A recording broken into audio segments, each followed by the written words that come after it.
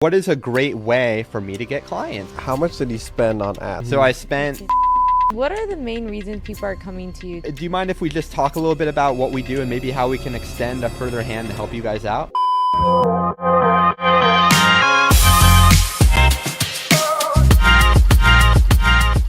In today's episode, we have Alec Mountain, better known as the local biz events guy. He's the mastermind behind some of the most impactful networking events and masterminds, helping entrepreneurs scale their coaching, consulting, and businesses by bringing people together.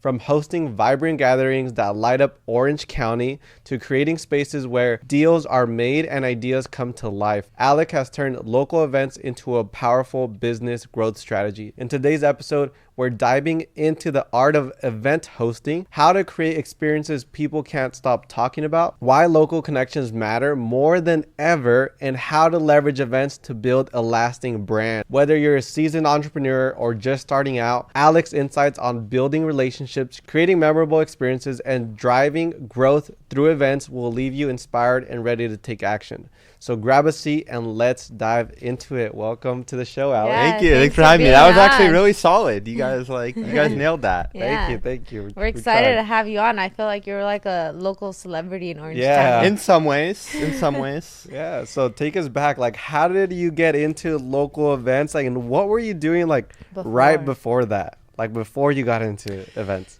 Yeah. Well, I did my first event shortly after I was 21 years old. So this was like about 6 years ago, almost on the dot. Was that in OC? Or No, that was in Seattle. Seattle. So I moved to Orange County only about 2.5 years ago. Oh, really? Yeah. So I started off. But everyone knows you here now.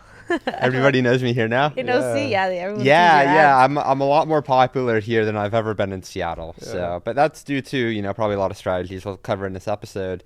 But yeah, my first event ever was in Seattle. It was the very end of 2018 actually, and it was all about personal branding because I was really passionate about personal branding at that time. I had just started my marketing agency, kind of doing everything for everyone. Had no really clear niche so much. I was doing a lot of paid advertising at that time in certain verticals, but yeah, I wanted to do an event on personal branding because I was so passionate about that subject.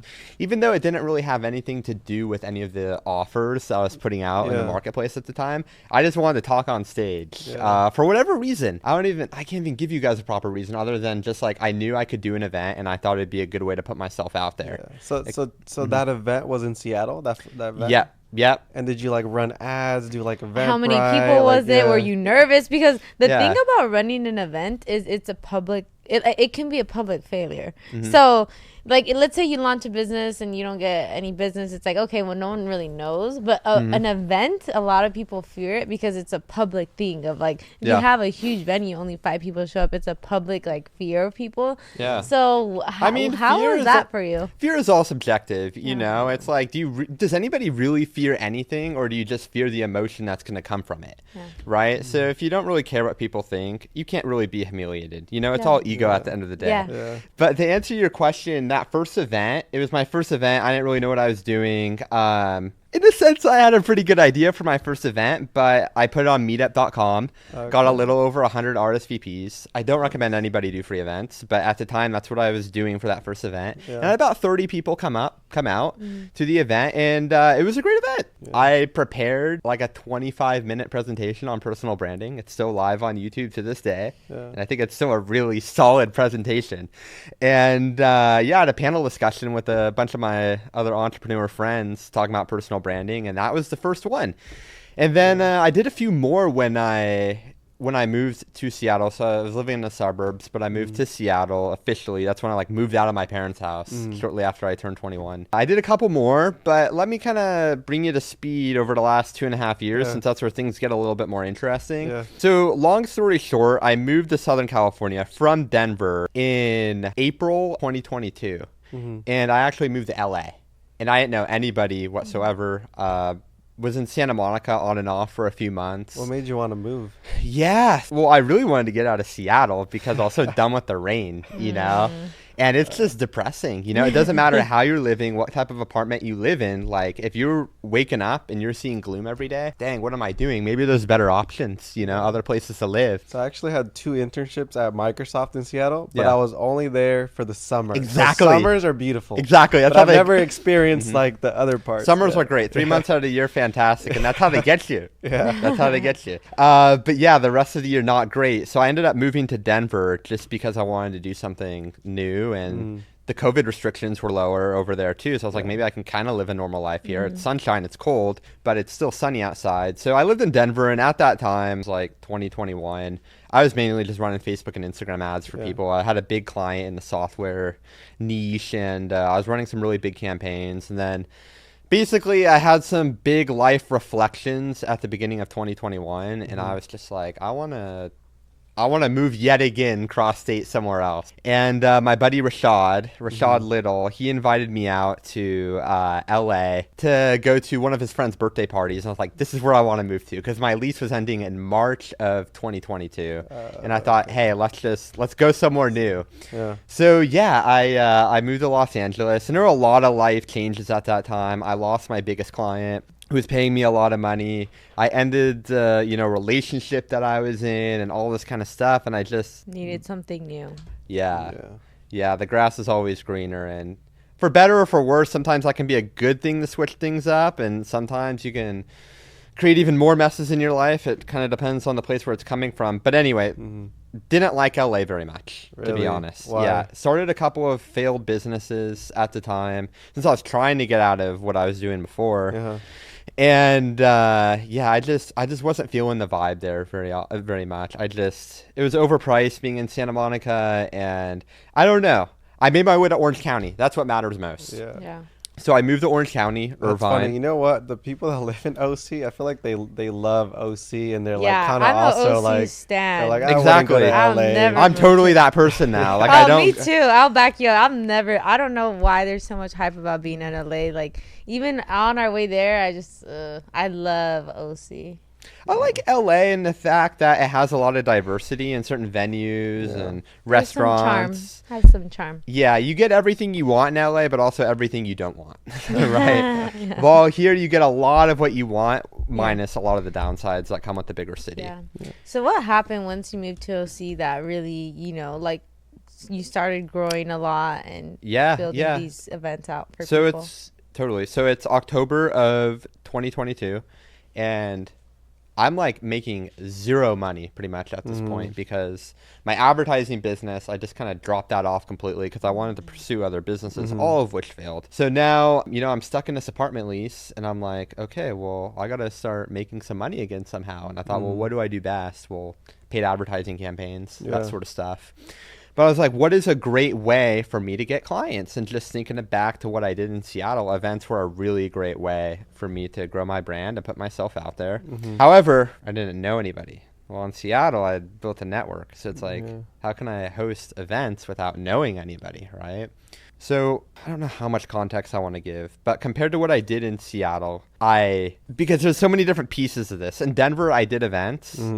And I was able to use a really interesting paid advertising strategy. In Denver, I used paid ads to also do events, but they were like social parties.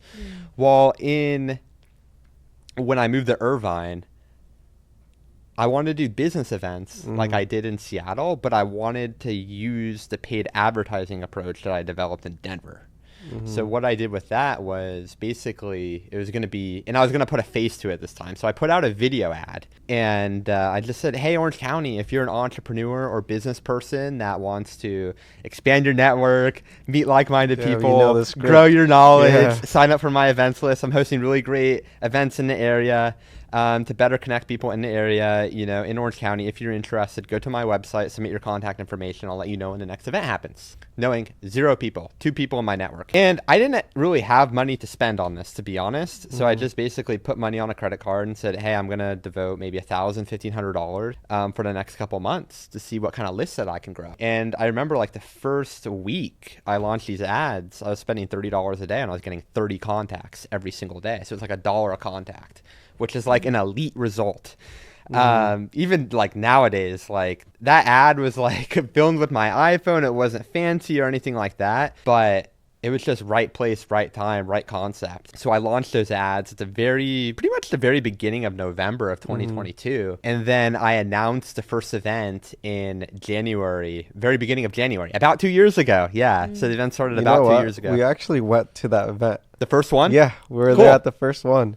And I remember seeing the ad, the first ad. Yeah. And you know what? We had just awesome. moved to Orange County. So we wanted to meet other entrepreneurs, it was perfect. Funny. Yeah, you hit the right target. A lot of people were in a similar position. Yeah. Yeah. So between November and, before I started announcing that event in January, I had grown about 700 contacts. And my question was like, how many of these are going to actually convert into ticket sales? I had no idea, And that first event, I promoted it 14 days out. I think that first event was January 16th of 2023. And I sold over 100 tickets to that event. And it was like a really great result. Tickets were only $15. I charge more now, but it just really proved out the concept. Like I packed collab space. Yeah. Like to date, that's the most people I've ever had at an event. How much did you spend on ads, like overall for the event? Yeah, about the same amount. So I spent $1,500 in ads, and I think I actually got about $2,000 in ticket sales, actually. Oh, so you're profitable with ticket sales, but then, which is good. Are you actually profiting with these events? Because I know a lot of people want to do events nowadays, and a lot of people say events is, you don't really profit. You break even or lose money, but you meet people, you have potential leads, or if you have a good offer, you can sell at the event. So what's the tea on the events? Yeah, Natalie, it kind of depends on the year and the timing and the seasonality. Okay, for now, let's say now. Yeah, so now I've just realized, I was having a conversation with some people about this recently. Nowadays, it's just harder to sell tickets than it was in 2023. Back in 2023, it was amazing because I was able to profit, let's say, a few $1,000s off of every event. And at those events, I would pitch my services, which is a big reason why I wanted to do events in the first place. So I was able to get 2-3 clients per event in the first place. Nice. And then on top of that, make some profit from the event. And were you pitching, you'll coach them on doing their own event? That happened later. Oh, gotcha. What was your offer in the beginning? My offer in the beginning was if you need help with, I was a jack of all trades. Yeah. So this was my offer, which was if you need help building your personal brand, videography, you need paid ads, coaching, whatever you need help with, I got you. You pay me, I'll do it. Yeah, it was basically just like, it's $100 for a strategy session. Normally I charge several $100s for my time, but because you're at this event tonight, it's only $99. Offer expires tonight, and when we get on this call, I'm going to help you with anything that you need that's marketing related, and then from that call, I figured out what they specifically needed help with, and then I can provide them that service. Gotcha. That's when I was providing a lot of different services to a lot of different people. But yeah, that was how I got my clients, which is I ran ads, I built up an email list, never really stopped those ads for a really long time, and then every month I would do events that would have 70, 80, 90, 100 people. And then those would make a certain amount of money, and then I would get clients off the back end. And then, so to answer your question, nowadays, most of my events are pretty much break even on the front end. Yeah. But then again, I don't have great venue partners like I did in the beginning. Well, I do, but like I don't get the types of deals that I got. Yeah. Gotcha. Like back then, my first event, I paid $300 for the venue, which is a steal. For how many hours? 3 hours. Okay. But now, that's like they charge that an hour now sometimes. Yeah, exactly. Now, like this event that's happening next week, it's $800 for the venue, so that cuts into my profit margin. Yeah. And then you have a videographer, I'm sure, and for your events, do you get food and stuff or no? Yep. Yeah. Yep, that's not a huge expense, but also just back in 2023, a lot more people wanted to sponsor my events. I can make $1,000, $1,500 in sponsors. Nowadays, maybe it's the state of the economy, whatever, but less people want to sponsor these events. But again, I haven't tried super hard. And how many events have you thrown? And what do you I just counted, actually. Yeah. Oh, wait, I'm forgetting. I think in Orange County, it's been 15 and then 18 overall because I've hosted events in San Diego and what Hawaii. would you say is like your biggest mistake you made? Like, because I know events is huge right now. A lot of people are throwing events. So if someone's like, whenever I think of local events, I think of you. So if someone's wanting to do events, what would you say is a mistake that people make that you learned? Oh my gosh, there's so many. Or top 3. Yeah, I'll give you 3. I actually had some feeling that you're going to ask a question like this. So I actually prepared an answer to this question, actually. Yeah. So I would say the first thing is you don't want to make your events free. Because when you make your events free, one, events just cost money. The venue's going to cost money. The food costs money. Videographer, all that stuff costs money, right? If you want to put on a quality experience. And when you make your events free, you're just losing a lot of money, you know? Second of all, when people don't pay money, they don't pay attention. So you could get, 100 people to RSVP for free, but you might only get 10 to show up. So it kind of works against you, because when people actually pay, they're more likely to show up, and they're more likely to want to make the most out of that experience, right? Another thing is going to be not having a marketing engine. So a lot of people, they want to do paid events, but they're worried that they won't sell any tickets, right? If they make it paid. And the fact of the matter is that, one, if somebody's not going to pay $20 to come to your event, or $30 at a minimum, like, you probably don't want to be around them anyway. Because they either don't value what you're doing, or they're just really in poverty, right? Yeah. But where was I going with this? But you got to have a marketing engine. So my recommendation would be, in order to sell a lot of tickets, there's really two primary ways that I recommend. Is one, having an advertising engine, like what I've done with my ads and a lot of my clients, where we're getting contacts every single day, building pre-traction of people that want to attend our events, which is kind of like an ad that rolls on a daily basis, whether you have an event coming up or not. That just shows, hey, we have an event coming up, sign up for our list. Future events. That's where I'm going with this. And then that's really powerful. That's how I've sold all of these tickets, But I have other people, like a lady that I know, a friend, like Paulina. She runs no ads, but she just has a huge network of people. She does Hispanic events. She has a huge network of Hispanic women. I saw a reel or something you posted, that having a Latina in your ads, your cost per lead dropped in half. Ever since then, Ralph is like, you're filming all our ads. Yeah, I'm like, you're in all our ads now. Yeah, it's interesting, because like I said, it gets harder to sell, at least in Orange County, what I've experienced. Maybe my ad costs are going up just because so many people have seen me for so long that it's kind of stale. Ad inflation is real, though. It's so real. Even if I switch things up. But about a year ago, one of my female friends, Maria Angelica, I said, hey, be in this ad with me. It's something new, because people are used to just seeing my face. If I have another person in the ad, maybe we can get the cost per lead down. You A/B tested that, right? Of course. Yeah. And what were the results? Like, was it dramatic, or like, was it like, how much more lower cost per result? So I started a new ad. I want to say this was a little over a month ago. And I tested two versions. One was just me in front of the camera talking like my normal script. And then another one was with Maria Angelica. And basically, when I was the guy on camera, my cost per lead was like $7.50, which is really high to get a contact. Especially when I was telling you guys earlier. And it's just a contact. It's not even a ticket sale. Yeah.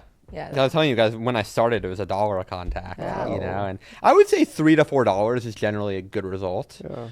But $7.50, like, that doesn't cut it for me. That doesn't make sense. That's nowhere near profitable. And that's just an email. Yeah, exactly. So then with her, when you put your friends in there, what would the cost? Yeah, it was like $2.50. Wow. Yeah. It's a big difference. Huge. Yeah, the click-through rate was much higher. And here's something that you guys might not know about advertising. When your click-through rate is higher, your conversion on the landing page is also going to be higher, because people are excited about what they just saw. Yeah. So I remember I was a while back, I was being coached by Alex Becker, and I said, how do I make my conversion rate on my landing page better? It's for a different offer. He just said, make a better ad. Because if you make a better ad, people are going to be more excited when they click on it, and they're going to be more likely to submit their information or whatever. Yeah, because if you have a boring ad versus a really interesting, engaging ad, one, you're going to get a higher click-through rate, which means you're going to get a lower cost per click. Second, that video ad or whatever, it's going to spark a lot more interest than something that's stale. So that way, when more people click on it and see the page, they're just going to they're off that emotional high of what they just saw, so they're going to be more likely to submit. Yeah, their for contact paid ads, information. especially ad creatives are so important. It's crucial. It's Yeah, crucial. super important. Yeah. So if someone wants to, what are the main reasons people are coming to you to help build out these events? Is it for brand awareness? Is it to like get more leads for what they're doing, or like why are people going to you to help them with events now? Yeah, it's helping get clients, basically.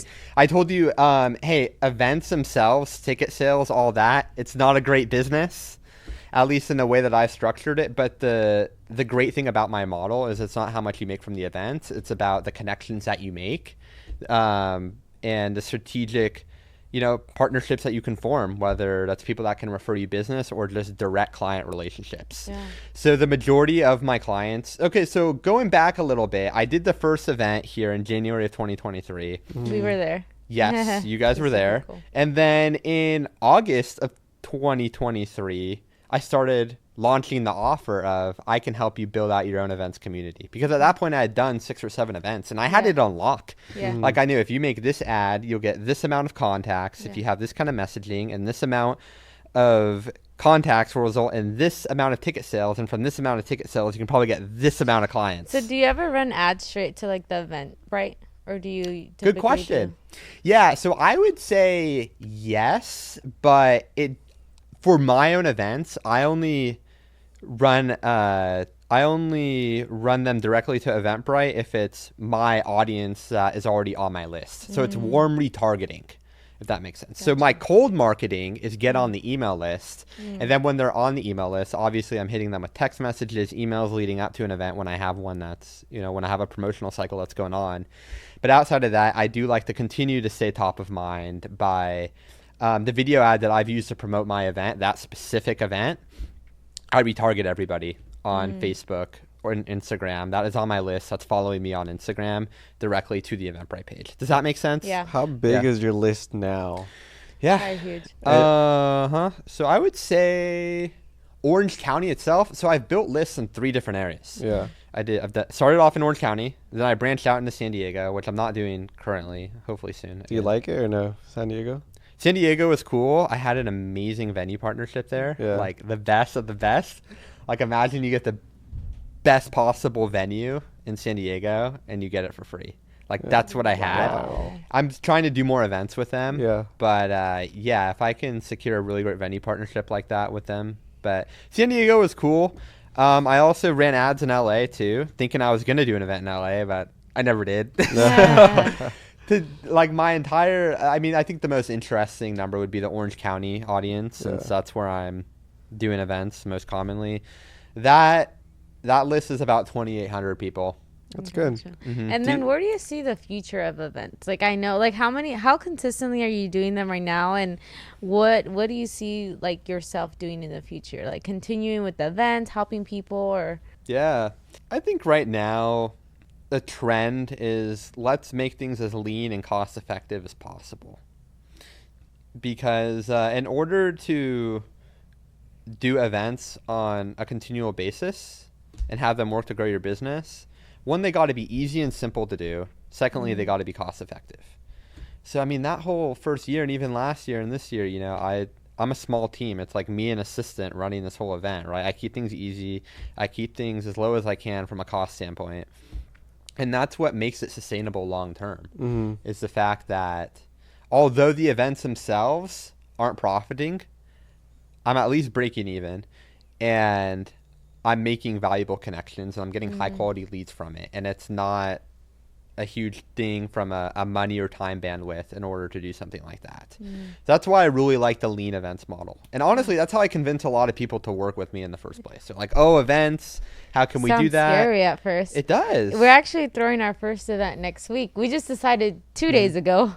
Okay. And I, like, now that we started, I'm like so excited because I love the idea of like being able to teach all that we know. I mean, I feel like I'm back in the classroom. Like I love to be that teacher and I love public speaking and the connections. Great. And I use Fantastic. that's what you need for it.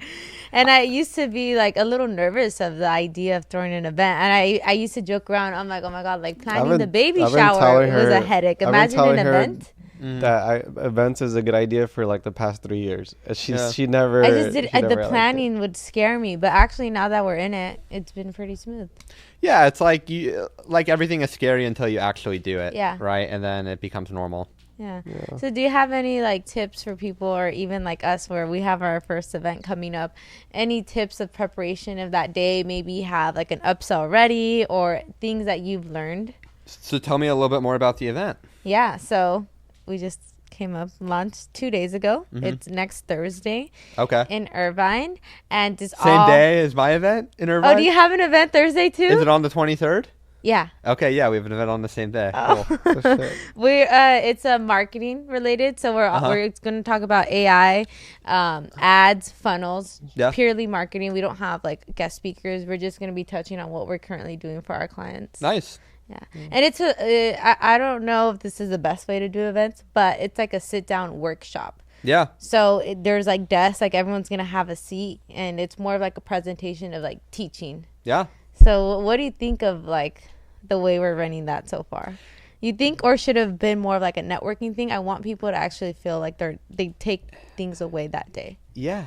I mean, it just kind of depends. Like prior to me doing my events in an area or my clients, I like to build some pre-traction. You know, like the ads that I was talking about, you know, build up a few hundred contacts prior to promoting events so that you can sell a lot of tickets.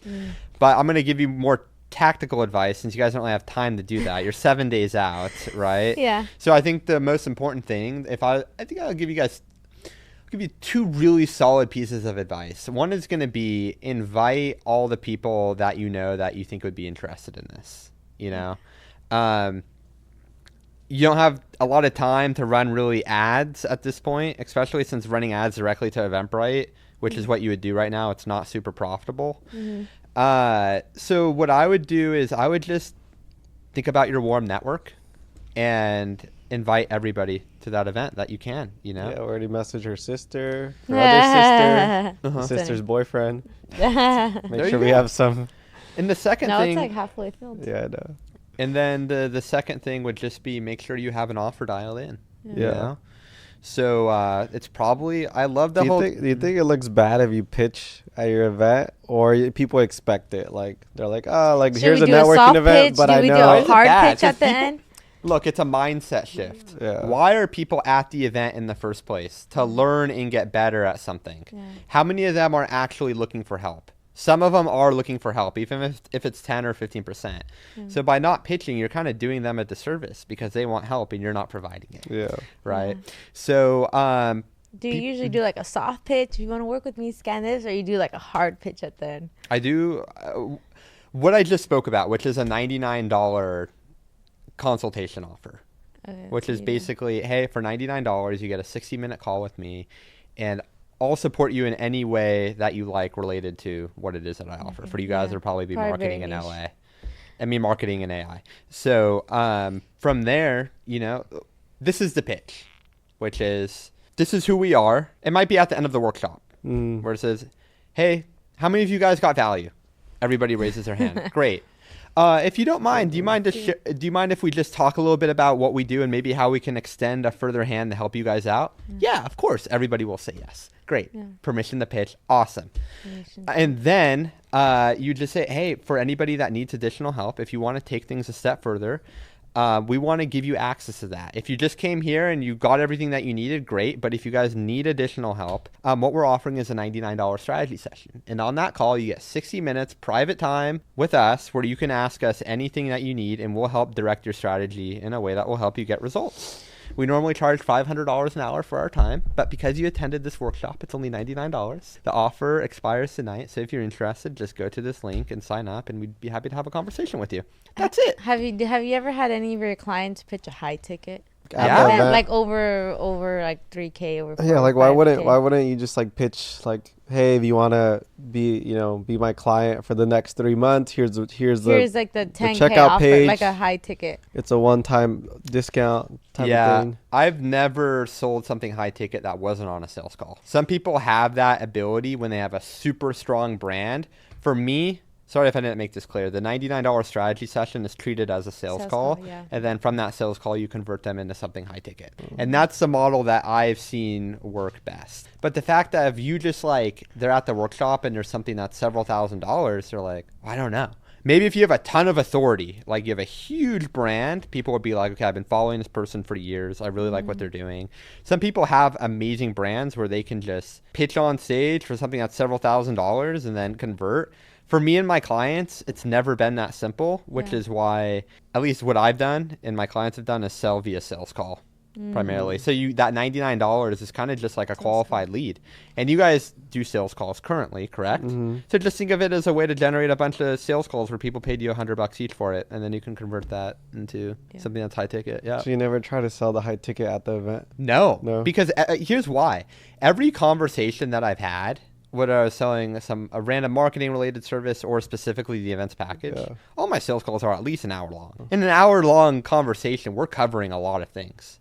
You know, what have they done? All that. They want to learn more about my model, specifically how things work. Like for me, I would be doing myself, even if people did pay for it, like I would be doing myself a disservice by pitching something that much on stage, because I want to vet people and I want to also make sure they're the right fit.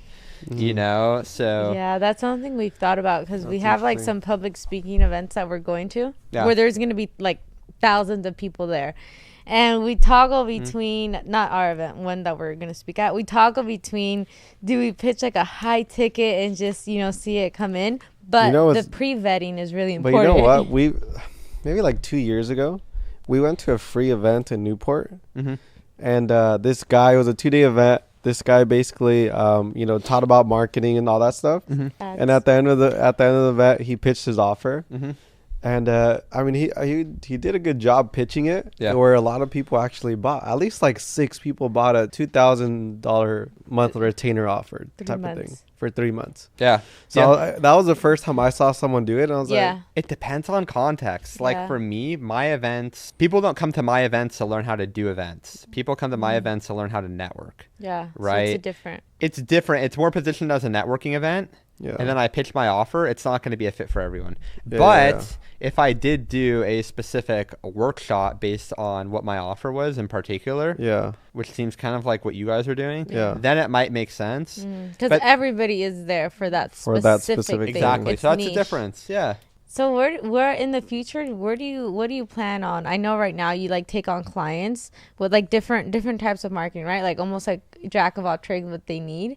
Where do you see yourself in the future? Like still doing events? Like just say 3 to 5 years from now. Yeah. So I'm not a jack of all trades anymore. I stopped that about 18 months ago. Gotcha. And now for the last 18 months, my only offer is I help people grow their client base through local events. That's all I do. Gotcha. Yeah, because for the longest time I wanted to dial in on one niche, especially having an agency like for the last 7 years. Like, what is that one thing that I can dial in on that I like fulfilling and continually gets people really great results? And for me, that has been helping people, dial in their community building as a way to get clients. And I'm my own testimony, because it's something that I did that worked really well for me that I continue to do. And, I've had a lot of really great case studies since. What do I see myself doing in 3 to 5 years? Not this. I like what I'm doing right now. I see myself probably doing it for maybe the next couple years. For me, it provides the most steady, consistent form of income.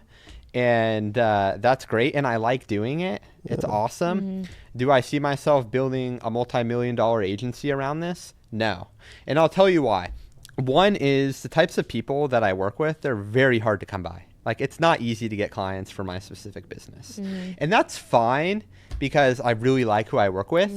And they're really great people. It's just the people that actually want to build out their own local communities and will pay me over $10,000 for the first 4 months. They're going to be people that are already running 7 or 8 figure businesses. They don't have mindset blocks. They're already putting themselves out there on social media. They want to build their personal brand, It's very all niche. of that. Yeah. And it's just been, those people aren't super easy to come across, but when I get them as clients, they're really cool people. Yeah. I'm inspired by the people that I work with because they're all much more financially successful than I am. However, I did think, hey, I want to make this a scalable business. I'm going to create a course based around how to do all this stuff, you know? And I had spent 100 hours making a course. Really? Every Wow. single step. Uh-huh. And to this date, and this was going to be like a lower ticket offering. This was going to be Yeah. 5,000 versus 10,000. And either nobody was interested in it or I just didn't think that they were the right fit. Because a lot of the time, the person that will spend $5,000 versus that do it more themselves compared to $10,000 where I'm doing it all for them. The difference is that they might not have a very established business. And for that reason, they're afraid to do events in the first place. Yeah. And they probably haven't invested in a high ticket program at all. Yeah. And this seems like they're not sure about it, you know? Yeah. So I really wanted to create a coaching program that was more scalable, that would help people that weren't at 7 figures or something like that, you know, lower level business owners, thinking like kind of like sort of when I started and stuff like that. But I've just realized there hasn't been a lot of demand, or the people that have said they've wanted to do it, I've just like, you're not the right fit for this whatsoever. Could I come across somebody that's particularly a good fit for it? Yeah, but it's not any easier than finding the people that will want it all done for them, that will pay double. So I just focus on those clients. Yeah. So now we're at a position where, I have a decent client base and that gives me a great income and stuff like that. But I believe I have a much bigger play at store, you know, for Alec Mountain over here, Yeah. you know, and I'm really interested in e-commerce and developing products and stuff like that. So for now, I love my business. It's great. I like doing the events. I like working with the clients that I do. But this isn't a business that I see bigger than 8 to 10 clients a month, nor would I want it to be bigger than that anyway. So I'm cool at that level. And spending my other time taking other shots in other industries. You know what? It's funny because we're just talking about with Justin, like done for you offers, hybrid offers, stuff like that. Yeah. More recently, we've been thinking about other like offers. I think for you, that what might be cool, and I'm just going to throw out an idea, is having like a hybrid offer where you have the course, but then you add like group coaching where people are going through the material. I've tried to sell it, man. I have the offer. So there's that. Yeah. I actually think it could work. It could work. So I think that could be scalable. Another thing that might be interesting for you is maybe even like webinar events, because like nowadays people, especially this year, I feel like are doing a lot of webinar, like how to host a webinar event and sell your product. Yeah. That might be interesting. Yeah. And then that you might can be really also interesting. test the pricing. I would say for me, I was really interested in what you just spoke about. Yeah. I made a course. I sold it, you know, Yeah. 2 coaching calls a week. You get access to the course. You can ask me any questions. You have my WhatsApp number. It just didn't attract the right people, or they were just people that had never really invested in themselves, or they're scared to do events or something like that. Yeah. But my point being is that it's been harder to get people at that lower level than it is the people at the higher level. Done for you. Yeah. Yeah, the done for you is just, it's a lot You only easier need to a sell. couple of those. What?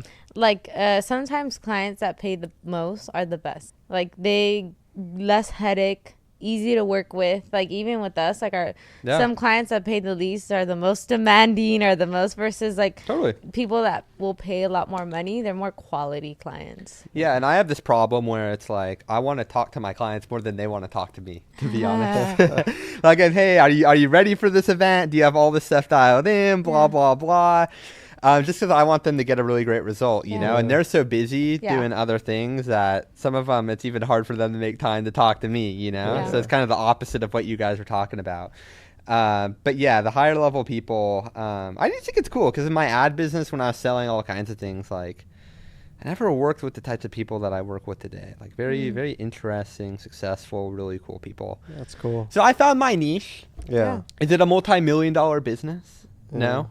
But it's great. It allows me, you know, solid amount of money, time freedom, all that kind of stuff.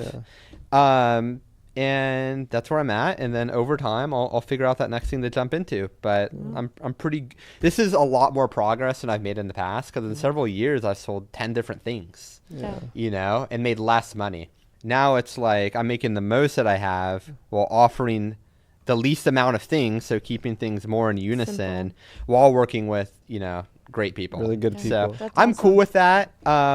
You know, keeping things. Yeah, I was just having a conversation, just like 3 to 5 more clients, maybe that'd be good. Yeah. And then just like focus on maintaining them, and I have, you know, time freedom to pursue other things. So, but it takes a self-awareness to realize that, you know, and it's taken me some time and a lot of thought. I think but niching down is always good. Yeah. Like, well, that's one thing. Like, we always, I mean, especially more in the past, we used to get shiny object syndrome all the time. But just like focusing on that one thing and making the main thing is super important.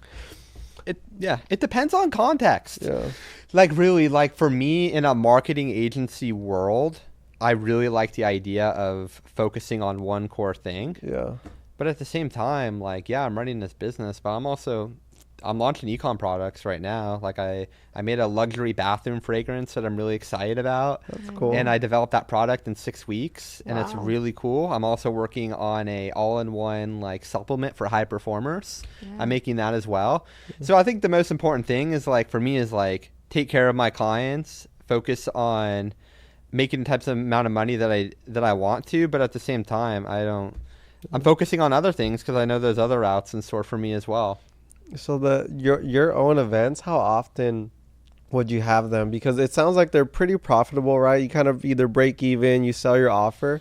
Why wouldn't you do it like every month type How thing? often do you do I that? was doing them every month, to be honest. Yeah. In 2023, I did one every single month. Oh, In wow. 2024, I was doing them pretty often as well. Yeah, I would say right now, I'm just going to be honest with you guys. The only thing that I want to sell at my events is helping other people do what I do. And we talked about how niche that is, Yeah. right? So yeah, do I get clients from events? Yeah. Yes, but it's not my only way for my own events. I Yeah. go to other masterminds and places where I also get clients as well, you know? So could I do an event every month? I could. Do I necessarily want to anymore? No. I mean, I could, but I have other outlets of getting clients outside of my events. I could go more broad and sell everything to everybody and get a lot more clients from my events, but I Yeah. don't want to do that. Yeah. You know, so I'm very particular in what I want to sell, and it just happens to be that how many people at my events are going to actually be positioned to buy something from me? Very few. You know, so I think it is a good lead generation tool when I think about how am I going to get clients this year for this offer. Are events one of those buckets? Yes, but there's also several other buckets that I want to focus on as well. Also, because I want to get clients outside of California. And I love working with people. I have clients, you know, in Dallas, Alabama, Check out Miami. Florida, yeah. What? Florida is popular. Yeah, I have a client in Miami, you know. I love working with people in other states. And I don't want to host events in other states, you know, to get clients, you know, because that's a lot of work, you know. So events are one tool but a lot of my clients, you know, they all do events every month, and that's great, and they love that. For me, right now I'm doing them probably every couple months, something like that. Not as often, just because I still do events to stay relevant and show an example for my clients and stuff like that. But is it as necessary for me to do events every single month now? Not necessarily. There's other areas. It's still part of my arsenal, obviously. Yeah. It'd be ironic if it wasn't, right? It's kind of like having an advertising agency and not running ads. That's actually a very interesting topic because a lot of agencies struggle with that because B2B advertising can be a lot more complicated than B2C. When I was running, I was running some great B2C campaigns a few years ago. That was like my first niche that I had success. Like when I started making 6 figures, that's when I focused on Facebook and Instagram advertising and e-commerce. But like running ads to get e-commerce clients and having managed their ads is much more difficult. It's a completely different thing, you know? So, and it doesn't really matter either. But it would be ironic if I'm teaching everybody how to do events, but And I'm you don't not have doing your them own myself. events. Yeah. I Yeah. think you're a great example. Yeah, thanks. I mean, yeah, like I said, I'm my own testimony. This is only a service because I had success with myself doing it, you know, and still do. So that's why. Cool. Yeah. Sweet. So what's one like last tip or piece of advice you can leave for entrepreneurs that are interested and hosting their own event? And if they want to host their own event and they're local or even out of state, like where can they find you or learn more? Yeah. So I would say the best advice for people that want to learn how to host local client getting events that are streamlined and can bring them profit in their business is to watch my VSL, how I turned every $1 into 10 with local client getting events. And it talked about my story of how I turned, the numbers are all over the place now. It was $10,000 in ad spend into $100,000 in revenue for my business. Then I ended up spending basically in that video, I break down how I turned $20,000 in ad spend into $200,000 in revenue for my business. Mm-hmm. And there's more advice jam-packed in that video. I took so much time making that video that will provide a lot more value than anything that I could provide on a podcast. Cool. So it's free to watch on YouTube. And that's a great way to really understand exactly how I do what I do and how my clients do what they do. And I don't leave anything out. Like every little thing is in that video. How can they find that? Like on YouTube? Do they just like search Alec Mountain? Alec Mountain. Search Alec Mountain on YouTube, or if you're watching this on Instagram, just click the link in my bio. That's that. Yeah. Awesome. Perfect. It's a great resource. What's your Instagram so they can follow you as well? Yeah, at Alec Mountain. Perfect. Cool. And then we'll link all of the links in the description below as well. So thank you so much for being on the podcast. We learned a ton, and anytime I ever thought about doing local events, I always knew you were that guy. Yeah, I've always, like I said, we were at your first event, and it's great to see that you've been able to continuously do them and now help other people. So I think it's awesome what you're building. We'd love to see it.